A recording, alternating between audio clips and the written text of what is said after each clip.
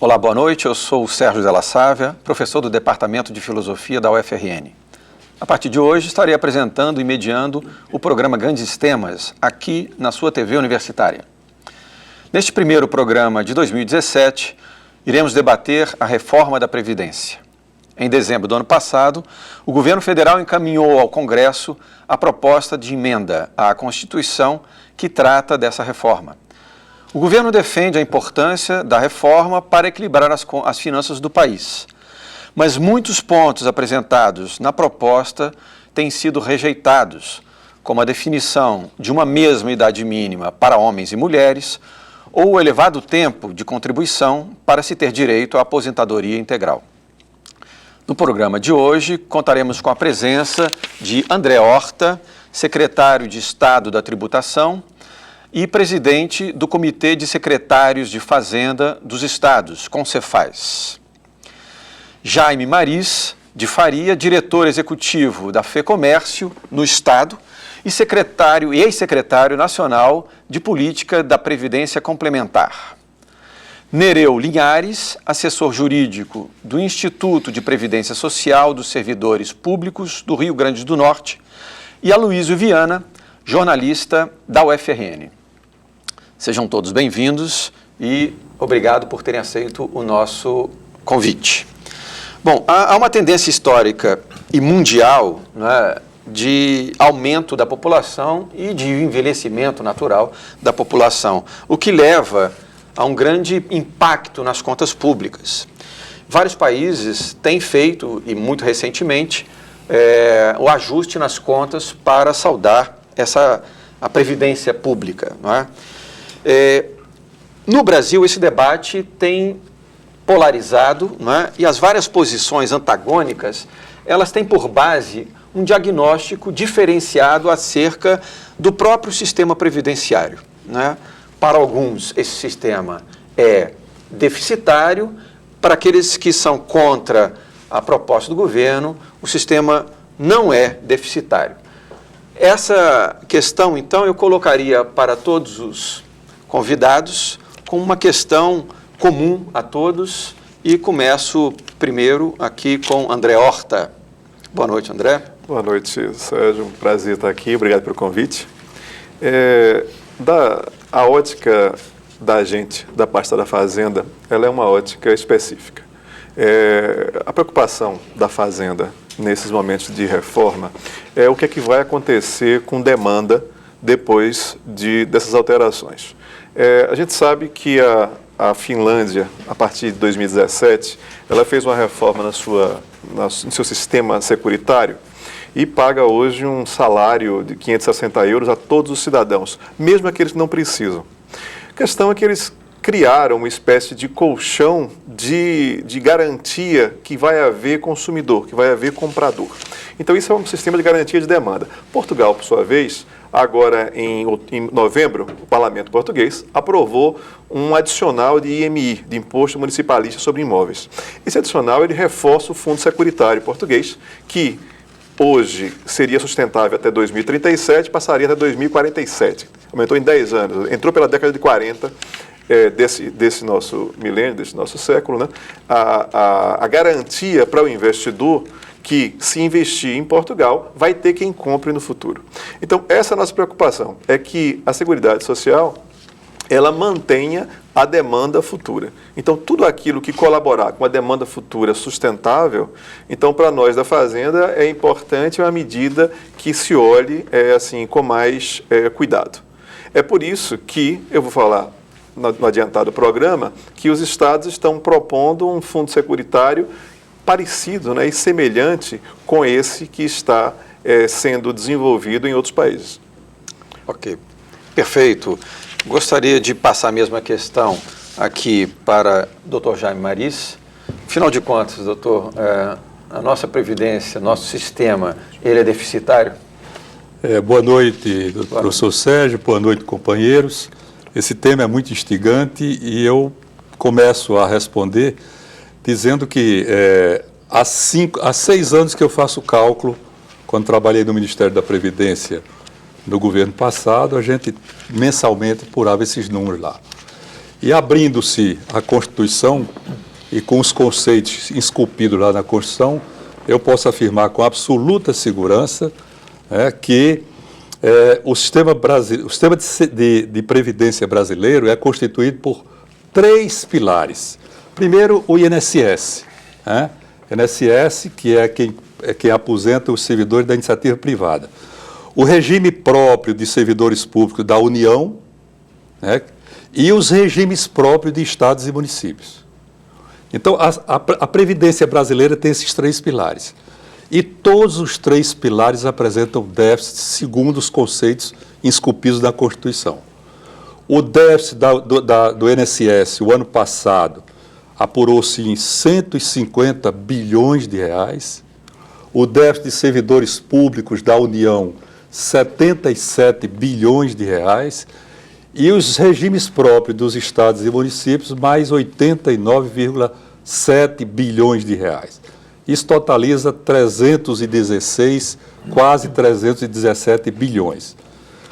O Brasil tem um regime de previdência injusto, muito bom para alguns, muito ruim para outros, de maneira que a demografia brasileira ela está mudando e urge que nós tenhamos mudanças nesse sistema previdenciário para que nós possamos dar sustentabilidade para que os nossos filhos e nossos netos também possam se aposentar.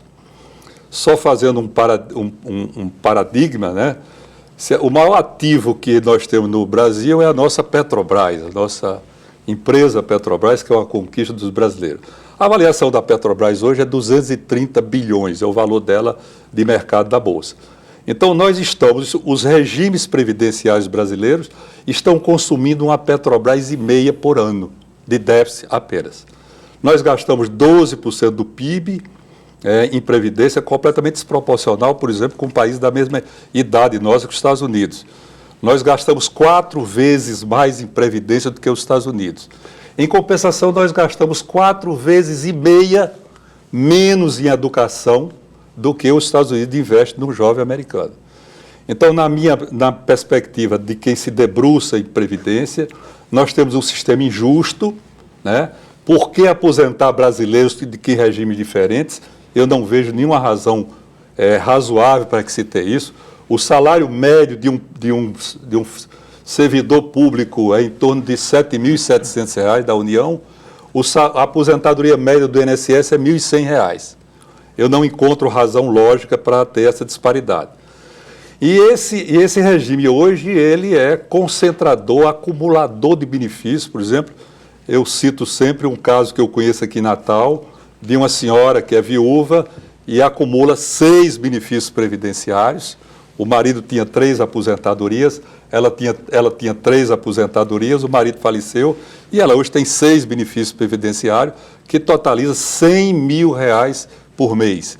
Então é um regime injusto e nós precisamos estar atentos, quem trabalha com previdência está sempre olhando 40 anos na frente, e quando a gente lança o olhar para 40 anos para frente, a gente se depara com 2 fenômenos muito impactantes da Previdência. Primeiro, é que hoje nós temos 25 milhões de idosos, daqui a 40 anos teremos o triplo. Então, teremos 3 vezes mais idosos do que temos hoje. E, por sua vez, hoje temos a mulher brasileira, cada vez tem menos filhos, o índice de natalidade do Brasil decresce numa velocidade muito grande. A mulher brasileira deixou de ter 6 filhos em média durante os anos 60, hoje tem 1,7. Já não temos a taxa de reposição da população. Daqui a pouco seremos um país com uma população declinante. E isso faz com que esses ajustes na Previdência se façam necessários, Então, eu digo que é um regime injusto, é um regime completamente concentrador de benefícios, trata muitos de uma maneira generosa e trata outros de uma maneira absolutamente draconiana, e que, quando se olha os déficits, chega a 2 conclusões. Se hoje o déficit é muito grande, e me apavora ver a gente gastando 12% do PIB em previdência, os países que têm a mesma configuração demográfica do Brasil gastam menos da metade de 12% do PIB. E quando a gente vê que triplicaremos a população de idosos, eu não tenho outra conclusão a dizer que precisamos reformar o nosso regime de previdência. Aliás, reforma de previdência é necessário que se faça na medida em que a demografia se altere, né?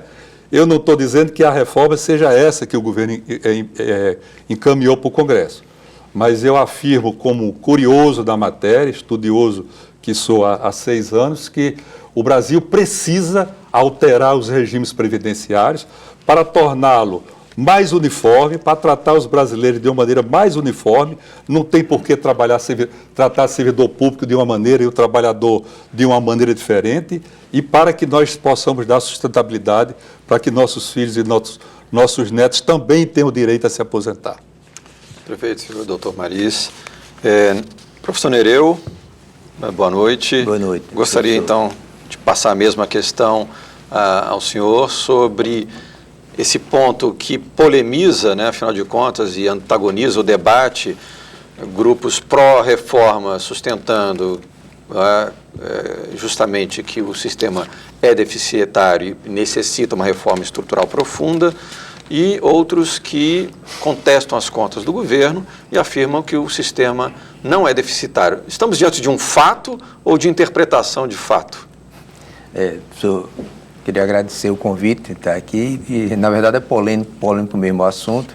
A gente precisa debater com mais profundidade. E eu vou falar desse déficit pegando um gancho que o doutor Jaime acabou de falar. Se fala de reforma da Previdência e diz que ela é deficitária, certo? E que por isso precisa reduzir os benefícios. Não se fala do custeio, ninguém fala do custeio, nem apresenta essas contas, né?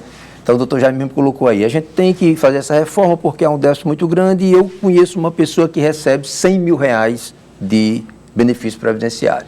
Então me parece que já a partir daí, a gente não precisa só ver a questão do déficit em si, mas por que esse déficit existe?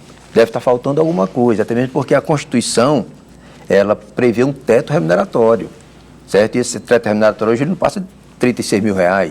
Então está havendo alguma coisa de errado. Outra situação é a questão dos números. Os números que estão colocados aí pelo governo são número de bilhões, 60 bilhões, cento e tantos bilhões e tal. E a Anfip, por exemplo, né, que é um órgão que eu respeito, inclusive porque os dados da Anfip são usados, inclusive, como tese de mestrado. E o governo até hoje não questionou, ele não apresentou nenhuma prova contrária aos dados da Anfip. A Anfip, ela trabalha com os dados do próprio governo.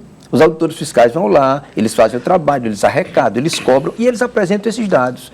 Nunca vi governo nenhum dizer que os dados da Anfip estavam corretos, mas nunca vi nenhum dizer, não, o correto é esse aqui, está aqui o outro documento. O que a gente está sabendo agora é que a Anfip está se ameaçando processar a Anfip, não por causa dos dados, e sim porque se diz que a Anfip estaria utilizando os documentos do governo, que não tem o que fazer, porque era para estar no portal da transparência, certo? Então, na verdade, a questão da Previdência, se você pegar contabilmente, vai ter déficit, mas se você for buscar as situações, em 1988, a Constituição estabeleceu, como o doutor Jaime colocou aí também, quais seriam as fontes de custeio. Então, a Previdência estava quebrada naquele momento? Se estava quebrada, por que se colocou na Constituição? Então, me parece que não. Me parece que nós temos que ver os dados oficiais, está aqui, a quebra está aqui, e começou a partir de momento tal, porque quando a Previdência começou, ela não era deficitária, certo? Ela ficou deficitária em algum momento. E ficou em algum momento por quê?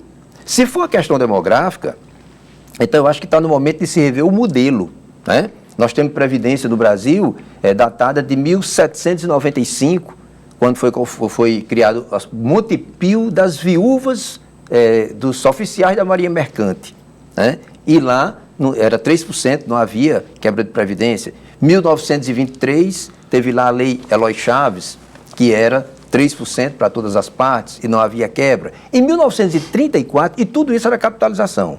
Em 1934, com a nova República, aí sim, aí se passou para esse sistema de repartição simples que diz, são tantos trabalhadores na ativa para pagar o benefício de um inativo. E até que deu certo naquela época, porque as famílias tinham 10 filhos, 11 filhos, 18 filhos. Depois, esse comportamento mudou. E há mais de 40 anos que os técnicos dizem, olha, esse modelo realmente não dá mais certo, porque a pirâmide está invertendo. Você vai ter mais gente idosa do que gente no mercado trabalhando. Então, me parece que se tem que rever Previdência, tem que rever a partir daí, a partir do modelo, a partir dos elementos de contas, realmente de contas, e não só benefício. Não se faz reforma de Previdência só com benefício. Né? Se restringiu o benefício em 98, com a emenda 20, com a emenda 41, e agora se restringe de novo e ninguém fala. Então, eu acho que não há esse déficit da Previdência. Há um déficit na Previdência e que deve ser apurado. Perfeito, doutor Nereu. Aloísio Viana, jornalista e aqui da UFRN, justamente na condição de jornalista e na situação de cidadão, que será forçosamente atingido por qualquer reforma da Previdência, observando o debate que nós estamos vivendo atualmente no Brasil, Aloísio, qual é a sua posição ou a sua observação a respeito dessa questão? Boa noite, Sérgio, boa noite a todos e boa noite a você que está nos assistindo. Bom, eu acho meio contraditório essa tese do governo que alega que há déficit, né? Déficit. Por exemplo, o governo não diz que há sonegadores que chegam a 600 bilhões. Não coloca isso, omite algumas receitas que não são contabilizadas, como CONFINS, PIS, quer dizer, tudo isso contribui para que não seja contabilizado e, consequentemente, alega isso. E outra, até agora o governo não comprovou, na prática, esse déficit. Né? É só teórico, na prática ninguém vê. Outra coisa, o que mais preocupa é a pressa do governo em querer aprovar uma reforma da Previdência sem sequer consultar a sociedade, debater, até porque é um assunto delicado que envolve vidas, envolve toda uma população, entendeu? E o pior, atropela as questões daqueles que querem questionar, entendeu? Não respeita a discussão da sociedade quando tenta querer puxar o assunto, o Congresso de imediato, não, vamos aprovar, como se estivesse escondendo algo da população. Na verdade, o que ocorre na Previdência não é um rombo, é roubo. Há irregularidades e essas irregularidades são omitidas, escondidas. Por exemplo, aqui no Rio Grande do Norte, teve um deputado que se aposentou com um mandato, ganha 30 mil. Quer dizer, agora o trabalhador tem que se aposentar, trabalhar 35 anos, hoje, e futuramente, você tem ideia, quem for se aposentar com 65 anos terá que começar a trabalhar a partir de 16 anos, que a própria legislação não permite. Entendeu? E se você, com 27 anos, for começar a trabalhar, vai se aposentar com 76 anos. E o pior, olha como é contraditório. O governo pegou, para enganar a sociedade, fez uma média da expectativa de vida de 75 anos do brasileiro. Ora, 75 anos é para quem nasceu em 2015. Quem nasceu em 2015, a expectativa de vida é essa. Mas quem nasceu em 1950, 1960, é totalmente abaixo. Ele pegou por cima e fez uma salada para enganar. E com outro detalhe, não viu a questão também da regionalização do país. Se você pegar o norte, o nordeste, sul, sudeste, centro-oeste, você vê que há diferença de qualidade de vida, entendeu? E isso influencia também. E o pior, agride mais ainda quando ele ataca o trabalhador rural. Entendeu? É muito bom aqueles que estão trabalhando nos gabinetes, Brasília, no ar-condicionado. Mas aquele que o trabalhador rural que passa a vida, o nordestino, no sol. Entendeu? Ao sol. Quer dizer, então é muito complexo essas questões. E pior ainda, o governo, é a agressão contra mulheres, as mulheres. Entendeu? Até porque, se você analisar, as mulheres elas têm dupla, tripla jornada de trabalho. Entendeu? O homem vai trabalhar, vai sair para casa, vai para o trabalho, está lá. Mas a mulher vai também trabalhar. Mas na hora que a criança adoece, primeiro ligo para a mãe, a mãe sai correndo para ver. Quando chegar em casa, vai ver o que está acontecendo. É muito difícil e muito sacrificante para a mulher. Quer dizer, é uma reforma que ataca o trabalhador. Entendeu? E outro detalhe, aí diz que há o déficit. Sim, o déficit. Mas, hoje, senadores, ex-governadores recebem pensão por um mandato, mais de 30 mil, recebem uma aposentadoria. Entendeu? Aí o professor colocou que um funcionário recebe em média 7 e o outro, muito bem. Mas ninguém coloca essas coisas que estão aí. Quer dizer, é o trabalhador que está onerando a Previdência ou são esses que têm essa aposentadoria, que tem um mandato, que passa a ganhar 30 mil de aposentadoria? Entendeu? Então, essa é a questão que eu acho delicado pelo fato do governo não estar respeitando a população, a sociedade, não estar abrindo uma ampla discussão, porque, por se tratar de um tema delicado, não precisa ter tanta pressa. Porque, na verdade, aqui, para o que vocês estão nos ouvindo, essa reforma é uma encomenda do mercado, é uma imposição do mercado ao governo Temer. Ou faz desse jeito, ou você sai. E ele tem que rezar na cartilha daqueles que apoiaram ele sair. Então, esse é o grande segredo que eles não querem revelar para a sociedade. Ok, Luísio. Bom, o tema é polêmico, como a gente nota, e evidentemente ele é polêmico porque ele mexe com direitos, né? E justamente eu queria ouvir mais brevemente os nossos convidados acerca dessa questão, ou seja, reforma versus direitos. André. Eu preciso complementar a minha abertura, me perdoe. Primeiro que a discussão padrão que se tem com Previdência é que a Seguridade Social, que é composta pela Previdência, Assistência e Saúde, ela não é deficitária. Quem é deficitária é a Previdência considerada isoladamente. Dentro da Previdência você colocou muitos benefícios para quem não houve contribuição, a rural, por exemplo, né, e outros. Esses benefícios foram colocados ao longo do tempo porque era interessante fortalecer demanda, por exemplo, no interior. Então, isso foi pensado como uma medida de redução de desigualdades e distribuição de renda. Distribuição de renda hoje que o próprio FMI recomenda que se insista nas questões de desigualdade social, porque o que se viu nos cortes, né, é que no corte temporal que você faça da análise que o FMI fez ao longo dos anos, em período de recessão, quando você faz corte, você aprofunda a recessão, né? Então, é preciso tomar outras medidas de redução da desigualdade. Aliás, foi isso que a própria chefe, a Lagarde, né, do FMI, recomendou ao ministro da Fazenda, agora em dezembro, nesse último encontro que teve. Lembrar, professor Sérgio, que o sistema de repartição, quem está na ativa financia quem está se aposentando. Isso é algo dinâmico, isso precisa ser administrado todo o tempo. Tudo precisa de administração. A Previdência também precisa de administração. Se você não mexe na regra há muito tempo, evidentemente que isso aqui vai ficar desbalanceado. Então, precisa haver balanceamento em torno disso. O Nereu puxou aqui a questão do financiamento. Não se discute o custeio. Eu abri o programa falando sobre custeio, sobre isso, sobre como é que os países estão se dedicando ao custeio.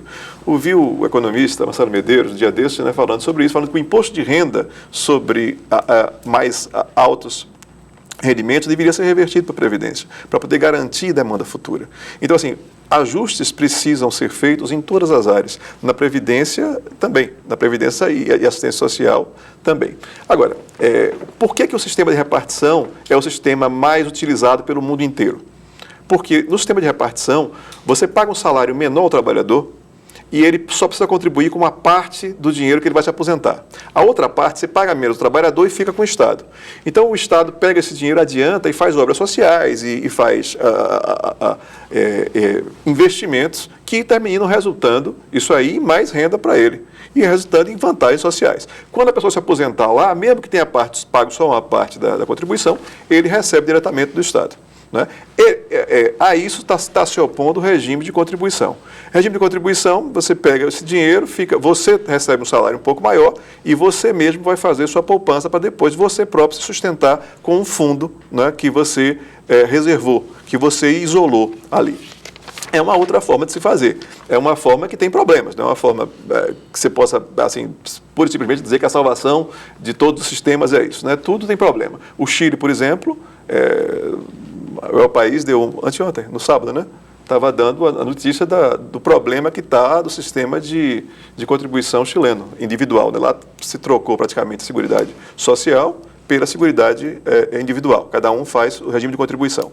Então, 91% está recebendo em torno de 700 e poucos reais de salário. Então, houve uma perda imensa ao longo do tempo e as rendas que os fundos prometeram lá atrás, né, quando se fez aquela reforma anos 80, elas terminaram não vingando. Então, assim, existe uma questão econômica muito séria em torno disso e existe a necessidade, sim, de administrar a Previdência, nesse momento. Reformar, administrar, cada um usa o verbo que lhe aprover. Do nosso lado da Fazenda, e a nossa visão aqui vai ser muito específica, eu estou aqui com um especialista da área da Previdência, né? Do nosso lado da Fazenda, a nossa preocupação é como é que vai ser o futuro, né? O ilustríssimo Sérgio aqui, professor de filosofia política. Política é uma forma da gente se encontrar no coletivo, da gente encontrar uma forma de todos ficarmos bem, né? A Previdência é uma exteriorização disso aí. É uma forma de segurança na velhice, né? Então, como é que a gente pode trabalhar para poder termos mais segurança na velhice? Esse é um dos aspectos da política. É um dos aspectos que a gente tem que se preocupar dentro da sociedade. Então, nós nos preocupamos sim, porque além da política em si, além da questão política em si, tem um problema econômico, o problema de se preocupar com demanda futura.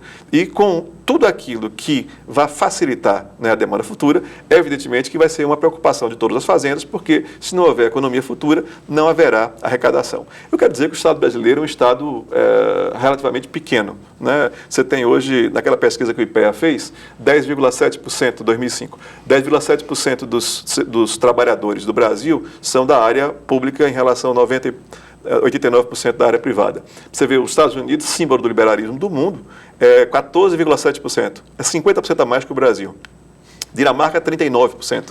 Então, a gente tem uma desproporção assim, do Estado muito grande. Às vezes, as questões de precarização são lidas socialmente como um problema de inchaço. Se lê o contrário, se lê o revés do que está acontecendo. E o que foi acontecendo nos anos 80? Né? Houve várias políticas de minorização da participação do Estado na sociedade, lei de responsabilidade fiscal, que quando tem problema não pode contratar, então isso diminui fonte de financiamento, terceirizações, menos servidor público, então fonte de financiamento. Você houve várias questões que prejudicaram, por assim dizer, né, essa equação aí.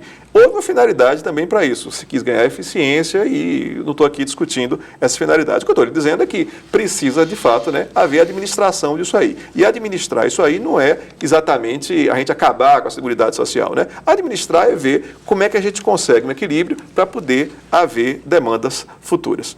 A sua pergunta foi sobre direitos, né? Vamos influenciar em direitos?